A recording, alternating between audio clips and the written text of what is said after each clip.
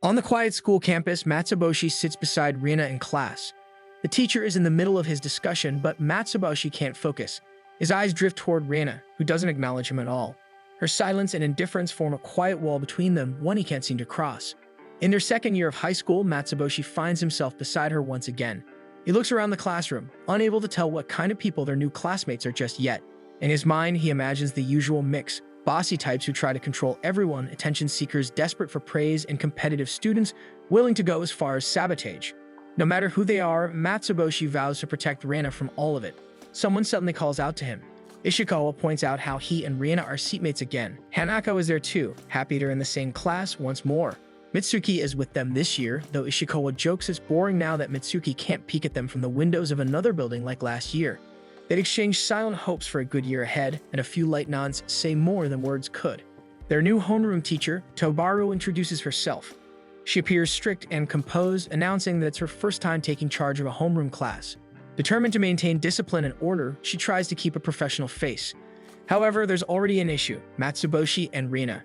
Their subtle gestures, too soft for others to pick up on but too sweet for her overactive imagination, threaten her resolve. She's had nosebleeds just from watching them interact.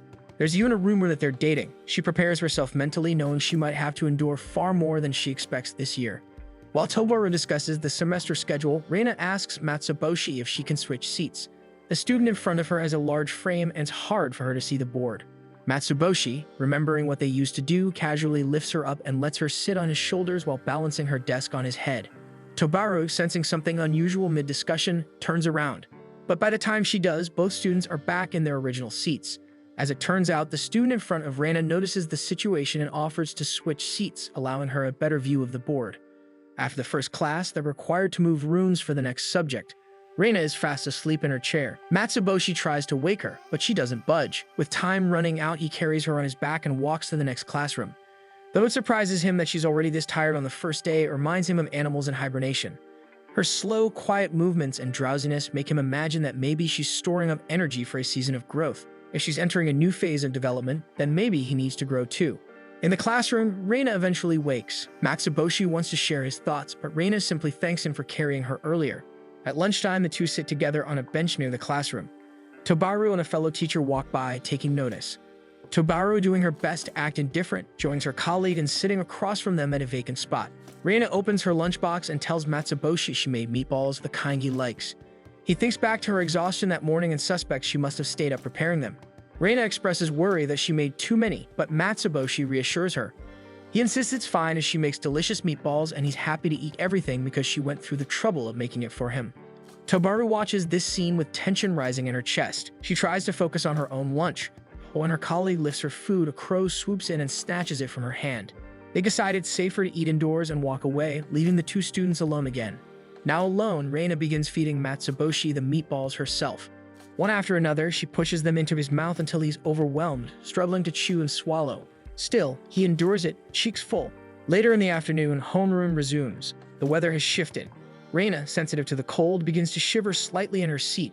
Tobaru watches from the front of the room, feeling confident for once. She's managed to get through most of the day without a nosebleed despite several close calls. But when she glances at them again, that fragile illusion shatters. Rina now sits in Matsuboshi's lap. To Tobaru, it doesn't look like a classroom anymore. It resembles a snow-covered cabin where two lovers cling to each other for warmth. She tries to stay composed to say her closing remarks for the day, but her vision darkens. Before she can properly dismiss the class, blood begins to stream from her mouth. Final groan, she collapses forward onto her desk, defeated. The next day, Matsuboshi and Rina walk to school together. Ishikawa and Hanako catch up to them as they all make their way to class. They break some news: there will be a transfer student joining them today. When Tobaru arrives in class, she welcomes the new transfer student. She has a red ribbon in her hair, and her slightly open shirt exposes a part of her belly. She greets everyone cheerfully and introduces herself as Riku. Since there is a vacant seat in front of Rina, Tobaru tells her to sit there. Her unusual look and demeanor leave everyone astonished. Students like her are rare at the school. Once seated, Riku turns around to greet Rina, who is behind her. As usual, Rina instantly leans forward, her face extremely close to Riku's. Matsuboshi watches with concern, thinking it's too much of a baptism for a transfer student. Matsuboshi assumes Rina is being too aggressive, but to his surprise, she's only introducing herself. Riku instantly adores Rina. Caught off guard by her cuteness, she embraces her tightly. Reina turns red, visibly flustered. Riku becomes so taken with her that she starts treating her like a baby, smitten by her presence. Meanwhile, Tobaru, doing her best not to pass out, watches the scene unfold. After class, the day winds down and students prepare to head home. Matsuboshi turns to Reina, but she's preoccupied with Riku, who excitedly invites her to hang out. Reina agrees, and although she wants to ask if Matsuboshi can come with them, Riku doesn't hear her. Overexcited, Riku grabs Reina's bag and drags her toward the door. His imagination runs wild, Riku challenging Reina to a power struggle and trying to assert herself in the social hierarchy. Matsuboshi panics, feeling like he must rescue her, and rushes after them. In reality, Reina and Riku are just in a cafe, sipping drinks and having fun. Matsuboshi trails behind them and spots them through the window. Riku is busy taking photos of their drinks while Reina stays motionless. From outside, Matsuboshi watches the peaceful scene. But in his mind, he's convinced something tense is happening. Even though Reina and Riku are just enjoying their time together, Matsuboshi imagines the standoff like something out of a Western film, with both silently fighting for their place. Suddenly, Riku wants to go somewhere else. This makes Matsuboshi panic even more. The fact that she wants to leave with Reina makes him think that she might bring her to a place where fellow punks are waiting, picturing Reina being beaten up. In reality, though, they are simply going to a nearby photo booth to take cute pictures together. Before she can say anything, Riku glances outside and mentions how it's getting late. They decide to head home. Riku leaves first. When she's out of sight, Matsuboshi approaches Reina and asks if everything's okay. Reina says she is, but her face shows some hesitation. What scares her is the thought of her friendship with Riku ending up like the one she lost back in elementary school. He assures her that it's not going to be like that again. That night in her room, Riku rolls over her bed, scolding herself for acting too cheerful earlier. It almost felt weird. But the truth is, all she ever wanted was to be friends with Reina again. She opens an old yearbook from elementary school and flips to a class photo. There captured in the frame are both her and Reina. She had known Reina all along. The next morning in class, Reina greets Riku, and Riku smiles, thanking her for the previous day. Despite the brief exchange, Reina spaces out a lot during the day. Her thoughts return to her elementary school friend, the one she got close to too quickly and eventually lost. She starts worrying that the same thing is happening again. Riku doesn't seem as lively as she was before, and the contrast is hard to ignore. Matsuboshi notices her uneasiness and quietly figures out the reason. He comforts her, saying he does not mind Reina being too close and personal with him at all. Sometimes people just have the wrong idea, so it's better to talk to her. At the end of the day, as Riku prepares to leave, Reina grabs her hand and pulls her aside. She tells Riku that since Riku took her out yesterday, today it's her turn to lead. Riku is surprised but pleased by the idea, though she tries to keep her cool. They spend the rest of the afternoon together, going to places Reina picks. They play games, eat snacks, and enjoy other things. Eventually, Riku is so full she can barely move, and they sit down to rest. It's then that Reina opens up about her past. She tells Riku about a friend she had in middle school, someone she became too close with too soon. That friend suddenly left her behind, and ever since then, she's been scared of forming close friendships. She apologizes if she did anything wrong the other day, but to her surprise, Riku interrupts. She says she should be the one apologizing. Then she tells Reina something she's been keeping to herself. They had already met once before. Back in elementary school during their first day, Riku and Reina sat beside each other. At first, Riku misjudged Reina because of her quiet voice, but when Riku realized she had forgotten her notebook, Reina came closer and shared hers without hesitation. That simple gesture broke the wall between them. From then on, they did almost everything together, eating lunch, walking home, and spending every break side by side. Eventually, Riku began to feel guilty. She feared that dragging Reina around too much might be exhausting her. Instead of asking how Reina felt, she made the decision on her own to step away. She started avoiding Reina. What she didn't know was that her absence confused and hurt Reina deeply. As Riku tells her story, tears start falling down her face. But before she can apologize again, Reina responds. She tells Riku she had fun yesterday, and even back then too. Hearing that, Riku cries even harder. She finally says sorry for everything. Reina comforts her. She's just glad that everything is a simple misunderstanding after all. The next day, Riku can't stop recalling how fun yesterday was. She even considers asking Reina to go out with her again, but her cheerful mood is instantly disrupted when Mitsuki suddenly approaches her. Riku's face shifts from happy to horrified. Though Mitsuki greets her kindly, Riku doesn't recognize her at all. When Mitsuki suggests they go have drinks and catch up, Riku agrees out of courtesy. As they walk, Riku tries to recall who Mitsuki is. She changes schools so often that it's hard to keep track of past classmates. They arrive at a hamburger place where customers are asked to write their names in a logbook. Riku feels this could be her chance to finally know who Mitsuki is. However, Mitsuki writes Takeshi instead. She explains it's become a habit not to write her real name due to anxiety. Riku's hope of solving the mystery fades again. As they wait for their food, Riku keeps thinking about her name. Then Mitsuki suddenly leans in and asks if something is bothering her. Riku is taken aback, thinking Mitsuki might be interested in her romantically. She grows tense as Mitsuki inches even closer. But before she can react, Mitsuki quickly swats at something near her. A bee had been about to sting Riku, and Mitsuki acted just in time. The shock overwhelms Riku. She unexpectedly starts crying, which alarms Mitsuki. But Riku admits the tears are out of frustration. She still can't remember her name. Mitsuki finally reintroduces herself, revealing they were classmates in 6th grade, along with Reina.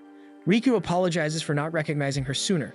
Mitsuki understands, especially since they never really talked ever since then. Still, even with the name, Riku can't recall her clearly. Back home, Riku opens her old yearbook. Scanning the pages, she finally finds Mitsuki's photo, and only then does her memory come back. The next day at school, Matsuboshi and Reina are having lunch together when Ishikawa and Hanako join them. Shortly after, Mitsuki and Riku arrive. Upon noticing Matsuboshi sitting beside Reina, Riku becomes uneasy. Acting on impulse, she pulls Reina away and scolds Matsuboshi, demanding to know who he is and warns him the two of them have been friends since elementary. When Matsuboshi calmly says that he and Reina are dating, and Reina confirms it, Riku is stunned with embarrassment. Matsuboshi attempts to formally introduce himself, but Riku runs away in shame. The group wonders what's wrong, but Riku simply can't handle the fact that she mistook Reina's boyfriend for just another classmate, and that she even bragged about being close to Reina. Matsuboshi lies lazily on the sofa, holding a bag of chips and watching the TV show without much interest. His eyes land on a video game case lying on the center table. The title reads Granny Crossing. His sister, seeing this, tells him that she is preparing for an upcoming exam, so he can try the game since she won't be able to play it for a while.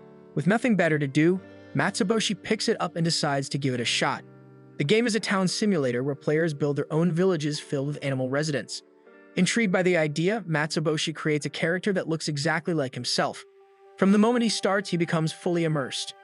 In the game, he meets Tom, a cheerful and successful animal character who lives in a beautiful house that is at least 10 times bigger than Matsuboshi's small starter tent. Matsuboshi feels motivated and curious, and Tom offers advice. He tells Matsuboshi to gather sticks, fruits, vegetables, and any useful items. He can sell these to him, and he will give him money in return to upgrade his home. At first, the game seems simple, but it quickly becomes clear that each task comes with obstacles. Bees swarm out of trees when Matsuboshi shakes them for fruits. Still, he does his best, gathering everything he can find. At the end of the day, he brings the items to Tom, who is impressed by his dedication. Tom pays him 100 pels for each item, explaining that it's all he can afford because of the game's poor economy. Rather than being discouraged, Matsuboshi becomes more determined. He works harder, fishing whenever he can, catching rare insects such as butterflies, building furniture, and even constructing a handmade wooden table to sell. Once again, Tom is happy for this, and his efforts pay off when Tom buys all the items for 5,000 pels. Eventually, Matsuboshi starts a small garden in the game and grows his own cabbages. When harvest time comes, he brings his crops to Tom. Before handing them over, he sees Tom in the marketplace claiming the cabbages as his own, telling customers they are organic and grown by him. Matsuboshi watches silently as Tom sells the cabbages for 2,000 pels each, 20 times more than what Matsuboshi gets. Still, when Matsuboshi approaches to sell more, he mentions how high of a price Tom sells his cabbage, so Tom offers him some extra pels as a bonus. Matsuboshi earns over 30 million pels, enough to buy the house of his dreams. His in-game home becomes cozy and spacious, filled with custom furniture and decorations. It feels like a real accomplishment, and he enjoys the comfort of what he built through effort. At lunch the next day, Matsuboshi shares his in-game experiences with Reina. She tells him she used to play Granny Crossing too and invites him to visit her town someday. Before doing that though, Matsuboshi focuses on finishing his own town. He works day and night in the game, farming vegetables, crafting furniture, and trading with his neighbors. Eventually, his town becomes one developed town in the game. With so much wealth, he hosts a fancy birthday party for Tom. They go to a virtual bar, enjoy music, and are entertained by girls. Tom ends up falling in love with one of the girls at the bar. As they spend time together, he begins to dream about a future with her, traveling, getting married, and even starting a family. That evening, Tom and Matsuboshi also have dinner on a yacht, watching the view and talking about how far they've come. Everything seems perfect until Tom notices a gunman hiding in the shadows. The shooter aims at Matsuboshi. Without thinking, Tom jumps in front of the bullet to save him, and he dies in Matsuboshi's arms. The loss affects Matsuboshi deeply. His avatar changes, his once bright clothes turn dark, and his hair grows long and unkempt. He buries Tom in the virtual town, building a small cemetery with Tom's statue. and he visits the grave often, remembering his friend. Eventually, he remembers Reina's invitation. He decides to visit her town to distract himself. When he arrives, he is shocked. Reina's town doesn't look like a normal game environment. It is incredibly detailed, with realistic lighting, lifelike establishments, and even bigger and larger roads and buildings. Everything feels like real life. The town is so advanced that Matsuboshi begins to wonder how much time Reina spent building it. His curiosity turns into suspicion. He starts to believe Reina is trying to recreate Earth within the game. The structures, routines, and people in her town are too real. He even starts to imagine that Reina might want to leave the real world entirely and live in the virtual one. As his thoughts spiral, Matsuboshi recalls a theory about virtual worlds. If a simulation has enough data and detail, it could become indistinguishable from reality. With the help of a quantum computer, such a simulation could potentially become real. The more he thinks about it, the more anxious he becomes. He thinks about how virtual reality and actual reality can clash and switch places. Faced with this possibility, Matsuboshi makes a decision. You must pull Reina away from the game before the line between their world and the simulation disappears forever. Matsuboshi arrives at school the next day and is immediately concerned when he sees Reina's seat empty. His imagination starts running wild. He wonders if Reina has fully uploaded herself into the virtual world. In his head, he prepares to accept the possibility that she no longer exists in reality. As his thoughts spiral, he strikes a strange, dramatic pose, silently declaring that he will soon follow her into the game. At that exact moment, the classroom door opens. Reina walks in and catches Matsuboshi mid-pose. He immediately tells her how amazing her town is in the game. Reina explains that she shares the game file with her brother Ren, who is really into it. That's why the town looks so developed. Still suspicious, Matsuboshi asks if Ren still exists in the real world. Reina doesn't understand what he means and simply stares at him in confusion. The next morning, Matsuboshi is getting ready for school. His mother is in the kitchen preparing food. Feeling thirsty, he grabs what he thinks is a glass of milk from the table and drinks it in one go. But as soon as he finishes, he realizes the taste is off. It's not milk. It's amazaki, a traditional sweet Japanese rice liquor that his mother poured for herself. He stares at the box of amazaki and begins to panic. He remembers reading about the Japanese Liquor Act, which says anything with at least 1% alcohol is considered liquor. He convinces himself that he is now officially drunk. He thinks about the typical effects of alcohol: inflated ego, extreme friendliness, and all sorts of behavioral changes. Feeling as though these things are already happening to him, he decides it's time to head to school. On the way, he runs into Reina on the road. He greets her in a loud and dramatic tone, his voice noticeably different. He even threatens to leave Reina behind if she doesn't catch up quickly, then suddenly grabs her face to speak more seriously. As they walk together, Matsuboshi notices how heavy Reina's school bag looks. Without hesitation, he picks up both Reina and her bag, carrying her as if she were weightless. Reina squirms in discomfort, her legs flailing, but Matsuboshi tells her to stop moving or she'll fall. Later in class, their teacher Tobaru asks everyone to open their textbooks. Reina has forgotten hers again, so Matsuboshi drags his desk right next to hers, sharing his book while sitting unusually close. Tobaru, noticing Matsuboshi's intense behavior, becomes visibly uncomfortable. Once again, overwhelmed by the stress, she spits blood and collapses at the podium. For the next period, the class has to change rooms. Riku spots Reina in the hallway and calls out to her, but Matsuboshi immediately invites Reina to walk with him instead. Reina agrees, and Riku is left standing alone. Even Mitsuki, who is hiding behind a wall, senses how strange Matsuboshi is behaving. Despite her effort to stay hidden, Matsuboshi finds her. She trembles as he approaches, but instead of doing anything odd, he simply points out a burdock root stuck in her hair. He plucks it out, puts it in his mouth like a toothpick, and then walks away, telling her to get herself together. Throughout the rest of the day, Matsuboshi continues to act unusually aggressive but extremely helpful. He lets classmates borrow his notes, feeds Reina during lunch, lends his coat when someone gets cold, protects Reina from a stray baseball, and even helps carry the teacher's things. Despite his strange and intense behavior, his classmates thank him for all this help. Still, Riku, watching him from the doorway, can't shake off the feeling that Matsuboshi is scary today. As class ends, Ren and Iru walk home together, chatting about random things from school. Suddenly, they hear someone call out to them. Ren immediately lights up at the sight of him and rushes over without hesitation, jumping on his back like everything is normal. Iru, on the other hand, notices something strange about Matsuboshi's behavior. His attitude feels different, unnerving even. What catches Iru even more off guard is when Matsuboshi turns to her and, out of nowhere, thanks her for taking care of Reina. His tone is so intense it creeps Eru out so much that she immediately pulls Ren off his back and hurries him inside their house without another word. Left alone with Rina, Matsuboshi turns to her and comments on how red her face looks today. Concerned, he leans in close to check if she has a fever. His face gets so close to hers that Rina flinches. Even though she feels fine, his closeness makes her flustered. To make things worse, her nose suddenly starts bleeding, so they sit on a bench nearby for her to clean up. While Matsuboshi presses a handkerchief to her nose, he calmly explains how nosebleeds can happen. Though Rina is physically fine, she suddenly bolts from the bench and runs straight home, wanting to get as far from Matsuboshi as possible. Back at home, Matsuboshi greets his younger sister, who's lying on the couch reading something.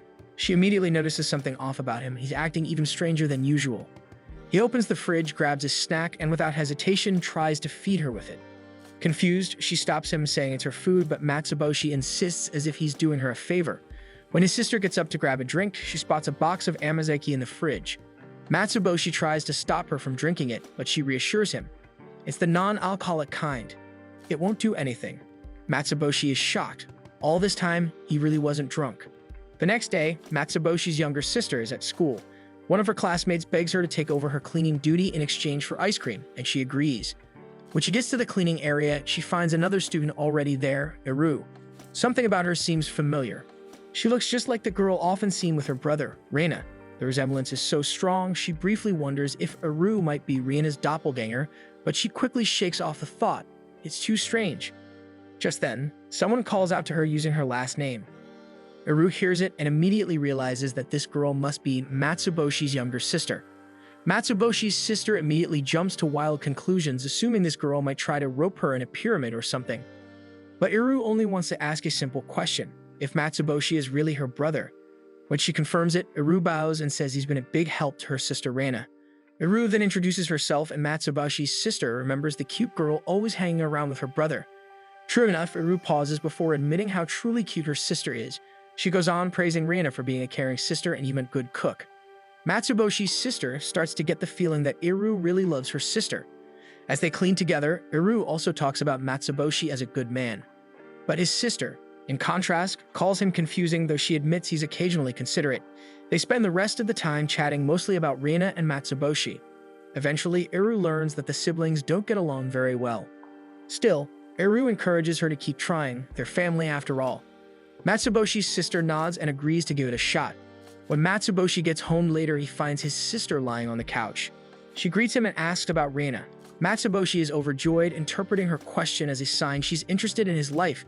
His reaction is so exaggerated that his sister immediately regrets asking and swears never to do it again. Matsuboshi and Reina walk to school together, passing by a student athlete already training. The scene reminds them that the athletic festival is coming up soon. As they walk further, they notice an elderly man by the side of the road, struggling to lift his surfboard onto the roof of his car. Without hesitation, Matsuboshi steps forward. He squats down, grabs the surfboard, and with effort, pushes it up and over the car's roof. Satisfied, he gives a final glimpse at the car, leaving before turning to rejoin Reina. As they resume their walk, Reina spots something odd. There's a tear in the back of Matsuboshi's pants. His undergarments, brightly printed with a kitten pattern, peek out. She's too shocked to say anything. The tear is obvious, but pointing it out would embarrass him. Then, as two girls walk past them, she acts quickly and closes the space between them, positioning herself directly behind Matsuboshi. Matsuboshi notices her closeness and misreads it entirely. He assumes Reina must be impressed by his earlier action, helping the old man. In his mind, she's drawn to his kindness and maybe even admires his build. Encouraged by the thought, he tells himself he needs to do more heroic acts to maintain her admiration. When they arrive at school, they see several students struggling with a large piece of equipment. Matsuboshi immediately offers help, seeing it as another chance to look impressive. Reina follows just behind him, carefully keeping the tear out of sight from others. As the day continues, Matsuboshi throws himself into every challenge and club demonstration. He joins the 100-person leapfrog attempt, then tries the standing splits challenge. He signs up for a yoga session, contorts himself in the look through your legs challenge, raises his leg at the sumo club demo, and even takes part in the butt battle challenge. With every movement, Reina stays close, mimicking his every action with growing fatigue, determined to cover up his torn clothing. By the time lunch break arrives, Reina is already shaking. Her muscles ache from the strain of staying active all morning. When they reach the rooftop and find themselves alone, she finally sees an opportunity to fix the problem. She tries to approach Matsuboshi to help him, but he gets flustered and runs, assuming she's after him for a strange reason. To him, it seems like she's trying to grab him, maybe even spank him, and he panics. Reina doesn't stop. She chases him across the rooftop until she finally catches up. Matsuboshi braces himself for what he thinks is punishment, but Reina pulls out a thread and needle. With practice, speed mends the tear in one quick stroke. The pants are fixed good as new. But as Matsuboshi turns to thank her, the crotch of his pants suddenly splits open. Reina collapses onto a bench, drained and defeated. The next day, training officially begins for the athletic festival. Each class prepares for the events. During the trials, Riku runs with all her strength, aiming to become the anchor for the interclass relay. But Ishikawa narrowly beats her and secures the anchor spot. Riku still receives praise for her effort. Watching the event, Matsuboshi notices Reina trembling. He assumes she's upset over losing the anchor position. But in truth, Reina is scared. She fears she'll drag her class down because of her slow pace. Matsuboshi, along with their friends, reassures her. They all run fast, so even if she slows down, they still have a shot at winning. Later during stretching, Reina admits she wants to improve. Even if her friends say it's fine, she doesn't want to be a burden, so Matsuboshi steps in as her coach. They start with bait and passing, practicing the overhand and underhand techniques. He teaches her the right hand position and how to match her pace with the next runner. They involve other relay team members in practice, making sure Reina gets used to real conditions. Next, they focus on her running form. Being small, Reina takes short strides. Matsuboshi helps correct her posture, back straight, arms at 90 degrees, and feet moving with toes lifted to keep momentum. For the next few days, they train from early morning until sunset. Reina's lap times improve steadily. Eventually, her progress makes her satisfied. One afternoon, she walks up to Matsuboshi and hugs him tightly. The hug is so firm that he struggles to breathe. Reina's joy is clear. She's having fun running for the first time, all because of Matsuboshi. However, their moment is interrupted when a classmate runs over with urgent news. Ishikawa has been hospitalized due to an injury during club activities. His leg is bandaged, and although the injury isn't serious, the doctor advises a week of rest. The festival is within that week, which means Ishikawa can't participate. The team meets to talk. Losing their anchor is a big setback. Reina, still unsure of herself, volunteers to give up her spot for someone faster. She believes she's the weakest link and wants the team to have the best chance at winning. But Matsuboshi refuses to let her step down. He reminds her that even if they lose, no one will blame her. Then the rest of their classmates appear and tell her the same thing. They all stand behind her, saying they're in it together. Reina tears up upon hearing this, the pressure lifting. Still, there's one last issue. Someone needs to fill the anchor position, so Ishikawa himself asks Matsuboshi to take the responsibility. The day of the athletic festival arrives, and students gather on the field, lined up for their events. Reina and Matsuboshi participate in each of their matches, spending the day moving between competitions and cheering for classmates. During the lunch break, they sit side by side on the field, feeding each other bites of their packed meals. Their classmates glance over, amused and charmed by the sight. As the afternoon rolls in, the interclass relay approaches. The tension builds as each class prepares.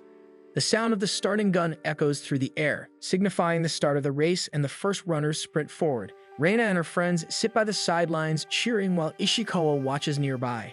Seeing the race, you can't help but think back to the conversation they had at the hospital days before. Matsuboshi had taken over the anchor role. Because of the changes made, they need to rearrange the order of the runners to create a more strategic plan, and thinking back to how Reina struggles to keep up with the team, Matsuboshi proposes a plan. Back in the race, Riku receives the baton and charges forward. She overtakes 3 students in a row, pushing her class into 3rd place. She nears the runner in 2nd place but has no time to overtake before reaching the next runner, which is Reina. Reina grabs the baton in an underhand pass, smooth and clean as practice. Observers notice the consistency in their baton exchanges. It's clear they've trained together. Reina pushes herself forward, breathing heavily and legs moving with effort. She remembers her training, Matsuboshi's advice, the countless laps they've done together. Her form stays steady, and though she doesn't overtake anyone, she also doesn't lose ground. When she reaches the next runner and passes the baton, she slows down and slumps her head against Matsuboshi's shoulder. She's exhausted but satisfied. The next runners take off, and Mitsuki sprints with fierce determination, slowly closing the gap between her and the second runner. With her final push, she passes them, bringing their class to 2nd place, while the leading class remains far ahead as their anchor is known to be fast, almost unbeatable. Now comes the final handoff. Matsuboshi grabs the baton. He's in 2nd place, and the gap between them is wide. He takes a deep breath and runs. As he fixes his eyes on the anchor ahead, every muscle in his body moves with intent. He remembers everyone who supported him, his friends, Ishikawa, and most of all, Reina. With every stride, he gains distance. The finish line is close, but so is his opponent. For a moment, it seems like he might not make it, but in one final surge of energy, Matsuboshi leans forward, crossing the line just before the other anchor. The crowd falls silent, stunned, then cheers erupt. Reina runs up first, wrapping her arms around him, followed by their classmates who gather in celebration. Their class advisor, Thobaru, sits on one side as she's handed the championship token. She hesitates to approach. The memory of strange encounters involving Reina and Matsuboshi makes her cautious, but her colleague drags her toward the group, leaving her no time to retreat. As expected, she arrives just in time to see Matsuboshi and Reina hugging each other tightly in the middle of the crowd. A nosebleed follows immediately, and she faints on the spot. As the crowd disperses, Ishikawa stands by himself at the edge of the field. Mitsuki walks over and talks to him. He smiles slightly, praising Matsuboshi's win, though his voice carries a tone of regret. He admits feeling frustrated, injured when it mattered most, and left watching from the sidelines. He had trained harder than anyone, even continuing after hours, hoping to make a difference. To him, it feels like all of that effort led to nothing. Mitsuki quietly listens, then reminds him of how much his presence meant to everyone. She tells him how determined he looked, how inspiring it was to see him push himself. Ishikawa doesn't respond right away, but her words soften his expression, so he tells her he appreciates it. While the class celebrates their hard-earned victory, Riku stands off to the side, not quite part of the moment. She still doesn't feel like she belongs. Despite everything she's done, the distance between her and the rest of the class remains. When she hears Ishikawa has been hospitalized, she wanted to visit him. But the thought of showing up uninvited, while classmates whispering, wondering why she's there, freezes her in place. She tells herself it's better not to go. Now that decision weighs on her. She wonders again if she'll ever fit in, if she will even find her place in class. But she forces the thoughts away and steels herself, determined to try again. Then a voice calls out behind her. She turns and sees Ishikawa. He talks to her about the race earlier, but when she recognizes who he is, she freezes in place. The idea that he might call her out for not visiting him sends her thoughts spinning. She imagines others mocking her, whispering behind her back. Tears spill before she can stop them, and she instantly apologizes for not being able to visit him in the hospital. But Ishikawa simply smiles, says nothing about the hospital, and instead points back to the race. He brings up her performance, how she passed 3 runners. Somehow, his words lift the weight from her shoulders. Days pass by, and soon enough the last stretch of their school break arrives. Riku feels herself slipping into laziness, so she forces herself out of the house, determined not to waste the day. She walks through the city when she spots someone who looks familiar. She rushes forward thinking it's Reina, but up close the person does not recognize her at all. Only then does she realize she got the wrong person. Before the awkwardness can settle, Ren recognizes her. He introduces himself, explaining that he's Reina's younger brother. Riku relaxes and they sit together on a nearby bench, sharing a fish-shaped pastry. The conversation flows easily, surprisingly natural for 2 strangers. Ren seems happy to have met her, and Riku finds herself smiling too. In her mind, getting close to Reina's brother is a way of securing their friendship. Wanting to know him better, she asks if there's anything troubling him. She expects nothing serious, he's just a grade schooler. But he tells her about a new student in his class who struggles to fit in. Ren had invited the boy to play football, but he doesn't know if he did the right thing. His problem surprises Riku so much that she finds it hard to answer. Riku admits she doesn't have real friends either. She mentions her fear of messing things up, of saying or doing the wrong thing. The words pour out before she realizes how serious her confession sounds. She realizes how much she's revealing to a child. But Ren surprises her. He gives her a valuable insight about friendship, and with this, she finds herself admiring him. Then a voice calls Ren's name. They both look up to see Reina. She walks over and asks what's going on. Ren explains that Riku is giving him advice. Reina thanks her, then after a pause, says she needs advice too. Riku freezes and her mind jumps to one conclusion. It must be about romantic relationships. She panics. She's never been in a relationship her whole life, so the thought of offering advice on something she knows nothing about terrifies her. Reina starts to speak again. Although she is talking about her hair, Riku is too preoccupied by her thoughts that she instantly bolts out without letting Reina finish her sentence. Reina and Ren are both confused by her strange actions, but despite that, Ren still hugs Reina and tells her how happy he is to have met Riku.